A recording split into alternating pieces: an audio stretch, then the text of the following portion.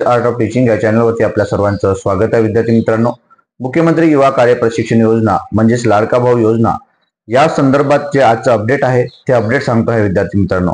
आणि हे जे अपडेट आहे हे अपडेट आपल्यासाठी खूप महत्वाचं अपडेट आहे विद्यार्थी मित्रांनो, कारण याशिवाय आपल्याकडे आता पर्याय नाही. कारण जो शासनाला दिलेला जो अल्टिमेट आहे तो अल्टिमेट आतापर्यंत शासनाने पूर्ण केलेला नाही. त्याच्या मागची कारणं काय आहे हे शासनालाच माहीत. एका बाजूला आनंद असतं तर दुसऱ्या बाजूला एक चॉकलेट किंवा गाजर देण्याचं काम हे शासन करत आहे हे आपल्याला या ठिकाणी दिसत आहे. मग ते उपमुख्यमंत्री एकनाथजी शिंदे असो, मुख्यमंत्री देवेंद्रजी फडणवीस असो, अजित पवार साहेब तर यावरती कधीच बोलत नाहीत हे सुद्धा आपल्याला माहिती आहे. विद्यार्थी मित्रांनो, महत्वाचा विषय आहे की आपल्याला रोजगार मिळणं. 1,10,000 विद्यार्थ्यांना ज्या वेळेला त्यांनी युवा प्रशिक्षण म्हणून प्रशिक्षण दिलेलं आहे त्यापैकी 50% तरी विद्यार्थ्यांना त्या ठिकाणी रोजगार देणं गरजेचं आहे. यावरती ज्या भूमिका या ठिकाणी जे नेतृत्व स्वीकारलं जात आहे, मग तुकाराम बाबाच्या स्वरूपातलं असो, मग हरिभाऊ राठोडच्या स्वरूपातलं असो, की इतर कोणाच्याही स्वरूपातील असेल, तरी पण ते तुमच्या बाजूने येण्याचं काम करत आहेत.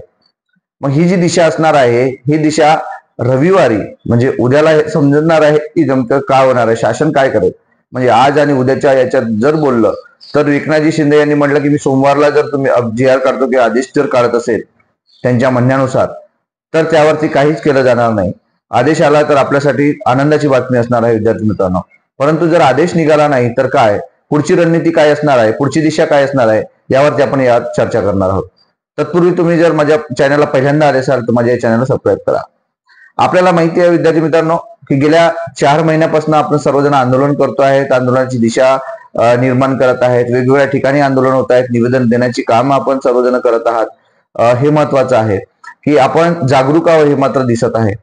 परंतु काही असे विद्यार्थी आहेत त्या विद्यार्थ्यांना याच्याबद्दल काही देणं घेणं नाहीये. त्यांना असं वाटत नाही की कार्यकाल वाढेल वा, हे सुद्धा त्यांना वाटत नाही. महत्वाचा विषय असा की आपले जे विद्यार्थी आहे आपल्या विद्यार्थ्यांमध्ये एकजूट असणं गरजेचं आहे. कारण विदर्भातील विद्यार्थी काहीतरी वेगळंच करतात, मराठवाड्यातील विद्यार्थी काहीतरी वेगळंच करतात आणि जे ग्रुपवर जी चर्चा होती त्यात फूट पडण्याचं काम या ठिकाणी होताना दिसत आहे. विद्यार्थी मित्रांनो, आपलं नेतृत्व कोण स्वीकारत आहे? नेतृत्व स्वीकारणारा युवा कार्य प्रशिक्षणार्थी आहे का, किंवा राजकीय माणूस आहे का, श्रेय घेणारा माणूस आहे का, या सर्व बाबींचा विचार आपल्याला करणं गरजेचं आहे विद्यार्थी मित्रांनो.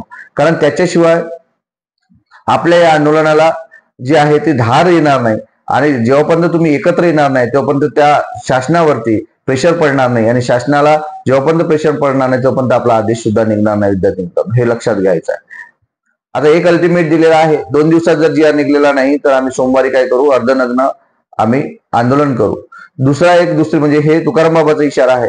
दुसरीकडे हरिभाऊ राठोड यांनी सुद्धा आंदोलनाची दिशा निर्माण केलेली आहे. आणि हे जे प्रश्न आहे हे प्रश्न जर विधानसभेमध्ये किंवा अधिवेशनामध्ये किंवा कॅबिनेटमध्ये कोण मांडेल हा सुद्धा विषय आहे. कॅबिनेटमध्ये जर एकनाथजी शिंदे जर बोलले तर विषय सॉल्व्ह होऊ शकतो, सोडवू शकतंय, आदेश निघू शकतं. परंतु खात्याचे मंत्री तर बोलणार नाही, कारण त्यांनीच आधीच ते नकारात्मक आहेत. हे सुद्धा विचार आपल्या डोक्यात घ्यायचा आहे विद्यार्थी मित्रांनो. मग विरोधातलं कोण मांडेल तर अण्णासाहेब दानवे मांडायला तयार आहेत.